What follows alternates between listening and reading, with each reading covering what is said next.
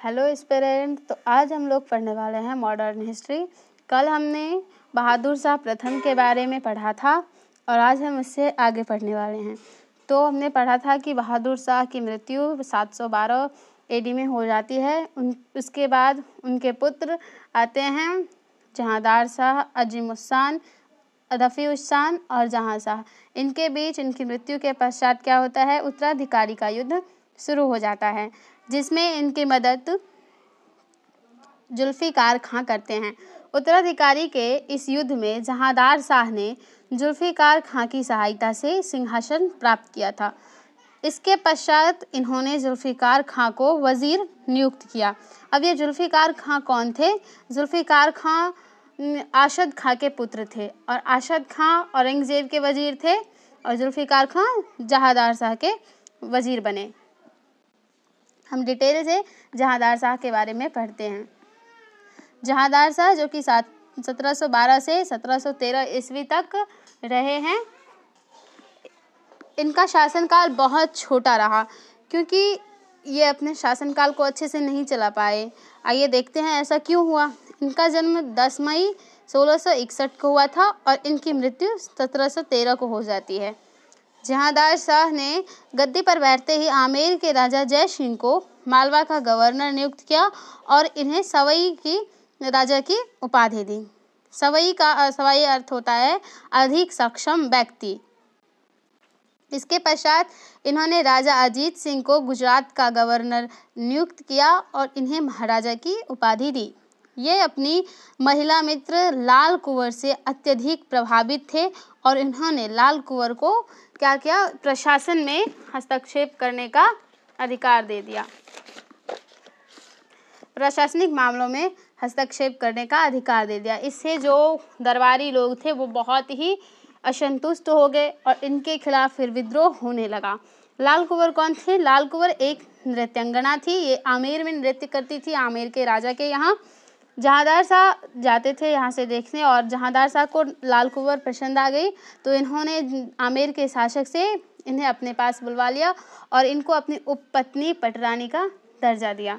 इतिहासकार इन्हें लंपट मूर्ख कहते हैं। इतिहासकार इन्हें लंपट मूर्ख क्यों कहते हैं? क्योंकि जो जहांदार शाह है वो विलासिता पूर्ण होने लगे थे, इसलिए इनका शासनकाल 1 ही वर्ष का रहा और इसलिए इन्हें लंपट मूर्ख कहा गया। फिर फ़र्रुखसियर को अच्छा नहीं लगा तो फ़र्रुखसियर ने सैयद मोहम्मद बंधुओं की सहायता से क्या किया, जहांदार शाह को मरवा दिया और इसके बाद फ़र्रुखसियर गद्दी पर बैठे। फ़र्रुखसियर की बात करें तो ये जहांदार शाह के भतीजे और अजीम उस-शान के पुत्र थे। फ़र्रुखसियर के काल को इसलिए जाना जाता है क्योंकि इनके काल में बहुत से बदलाव हुए। इनका काल बहुत ही महत्वपूर्ण है। इनका काल मुगलों के साथ साथ ब्रिटिशों के उदय के लिए भी जिम्मेदार है। आइए देखते हैं इसने क्या किया। सैयद बंधुओं के मदद से जहांदार शाह को पदच्युत करवा के सिंहासन पर बैठा। इसे घृणित कायर कहा जाता है। घृणित कायर क्यों कहा जाता है? क्योंकि ये अंत तक जाते जाते बहुत क्रूर हो गया था। सैयद बंधु इनके शासनकाल में अत्यधिक शक्तिशाली होकर उभरे थे। अब ये सैयद बंधु कौन है? सैयद बंधु 2 शक्तिशाली मुगल सरदार हैं। इनका नाम है, एक है अब्दुल्लाह खान और दूसरे हुसैन अली खान। अब्दुल्लाह खान को इन्होंने वज़ीर नियुक्त किया और हुसैन अली खान को मीर बख्श यानी कि सेना मंत्री। सैयद बंधु हिंदुस्तानी गुट से संबंधित थे और इन्हें राजा निर्माता भी कहा जाता है क्योंकि इन्होंने 8 राजाओं को गद्दी पर बैठाया था। सैयद बंधुओं ने इस काल में कुछ प्रशासनिक सुधार लागू किए, जैसे कि जो औरंगजेब था उसके काल से क्या हो गया था, मनसब दिए जाने लगे। इससे इनका राजकोष खाली हो गया, अर्थव्यवस्था कमज़ोर होने लगा। तो जो सैयद बंधु थे इन्होंने प्रशासनिक सुधार लागू किया और इन्होंने क्या किया, मनसब देना थोड़ा सा बंद करवा दिया ताकि इनका जो काल है वो अच्छा रहे।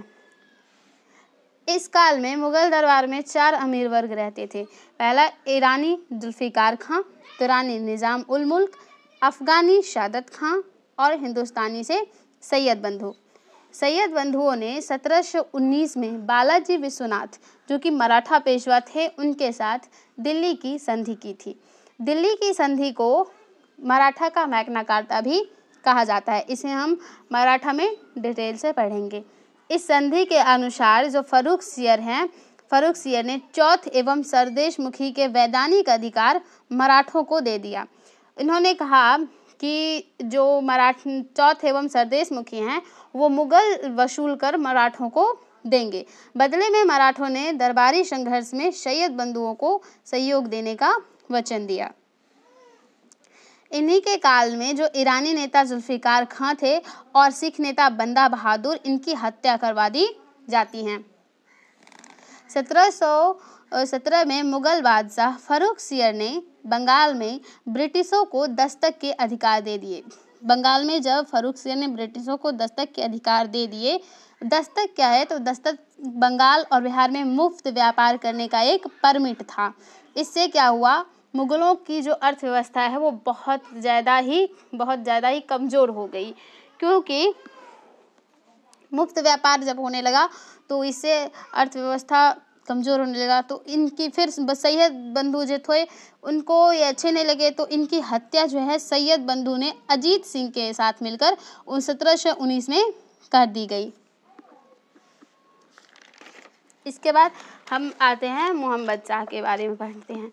इसके बाद अगले शासक हुए मोहम्मद शाह। इन्हें भी सैयद बंधुओं ने ही सिंहासन पर बैठाया था। इनका वास्तविक नाम रोशन अख्तर था। इन्हें रंगीला बादशाह के नाम से जाना जाता है। रंगीला बादशाह के नाम से क्यों जाना जाता है, क्योंकि ये भी क्या थे, अत्यधिक विलासितापूर्ण रूप से रहने लगे थे। इन्हें नाच गान का बहुत ही शौक था, इनमें डूबे रहते थे, इसलिए इसे रंगीला बादशाह के नाम से जाना जाता है। इन्होंने भी क्या किया था, सैयद बंधुओं की सहायता से सिंहासन प्राप्त किया था। ये एक अयोग्य शासक थे। इनके काल में सैयद बंधुओं के खिलाफ एक षड्यंत्र शुरू की गई। इस समय जो तुरानी नेता निज़ाम उल मुल्क थे, उन्होंने मुगल दरबार में अत्यधिक शक्तिशाली हो गए थे और सैयद बंधुओं के खिलाफ षड्यंत्र कौन कर रहे थे, जो निज़ाम उल मुल्क थे, यही इनके खिलाफ षड्यंत्र कर रहे थे। 1720-22 के मध्य जो निज़ाम उल मुल्क हैं, उन्होंने क्या किया, सैयद बंधुओं की हत्या करवा दी और इसके पश्चात निज़ाम उल मुल्क को मुगल साम्राज्य का वजीर नियुक्त किया गया। 1724 में मुगल बादशाह ने निज़ाम उल मुल्क को दक्कन की 6 मुगल सूबों यानी कि प्रांत की सूबेदारी इन्हें सौंप दी थी। किन्हें, निज़ाम उल मुल्क को।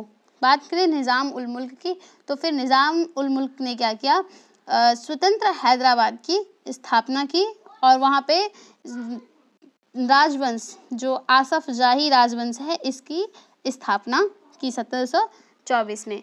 अब मोहम्मद शाह की बात करें तो मोहम्मद शाह के काल को भी जाना जाता है इसी के कारण, और इन्हें रंगीला बादशाह भी कहा जाता है। मोहम्मद शाह के काल में बहुत से स्वतंत्र राज्यों का उदय होने लगा, जैसे कि अवध में सादत खान ने अवध का क्या किया, अवध का स्थापना किया। बंगाल का मुर्शिद कुली खां, कर्नाटक का सादुल्लाह खां और हैदराबाद के निज़ाम उल मुल्क ने हैदराबाद का स्वतंत्र किया। जाट साम्राज्य को बदन सिंह और चूड़ामन ने, लेकिन इसको जो शक्तिशाली बनाए हैं जाट साम्राज्य को, वो थे क्या कहते हैं, सूरजमल।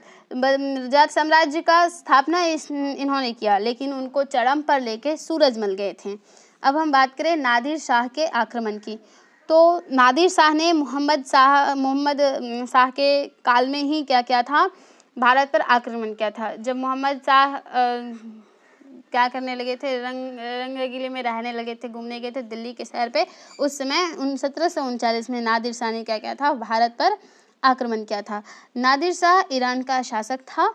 इसे ईरान का नेपोलियन भी कहा जाता था। फरवरी 1739 में प्रसिद्ध जो करनाल का युद्ध हुआ था, वो नादिर शाह और मुगल सेना के बीच लड़ा गया था।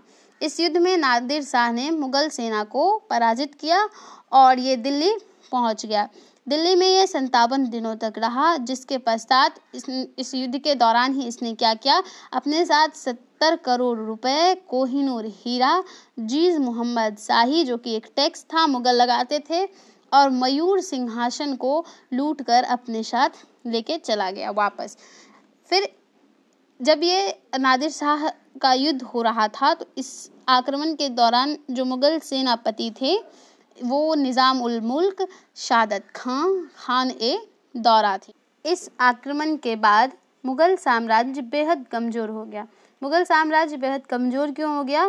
क्योंकि नादिर शाह ने जब आक्रमण किया तो इससे क्या हुआ, इनके जो राजस्व थे उनमें भारी नुकसान हुआ, इनके अर्थव्यवस्था पर प्रभाव पड़ा। इनकी जो शाही सेना थी उनको नादिर शाह ने युद्ध के दौरान मरवा दिया, पराजित हो गए, तो इसलिए इनको भारी क्या हुआ, नुकसान हुआ। फिर नादिर शाह की मृत्यु 1747 में ईरान में हो गई। 1747 में ईरान में क्यों इसकी मृत्यु हो गई? क्योंकि जो नादिर शाह है वो क्या था, अपने शासनकाल के अंतिम वर्षों में अत्यधिक क्रूर और सनकी हो गया था। अपने साम्राज्य के लोगों पर अत्याचार करने लगा, जिससे उसके खिलाफ विद्रोह शुरू हो गया और 1747 में उसकी हत्या कर दी गई। इसी के पश्चात मुगल बादशाह मोहम्मद शाह की मृत्यु भी 1748 में हो गई। मुगल बादशाह मोहम्मद शाह की मृत्यु क्यों हो जाती है? क्योंकि जो निज़ाम उल मुल्क थे ये इनके बेहद करीबी और होनहार सेनापति थे। इनकी मृत्यु हो जाती है युद्ध के दौरान। इसके पश्चात मोहम्मद शाह को भारी सदमा लगता है और ये इनकी याद में मर जाते हैं। अगर आपको हमारे हैंड रिटन नोट्स चाहिए तो आप हमारे टेलीग्राम चैनल से जुड़े, जिसका लिंक डिस्क्रिप्शन में दिया गया है। धन्यवाद।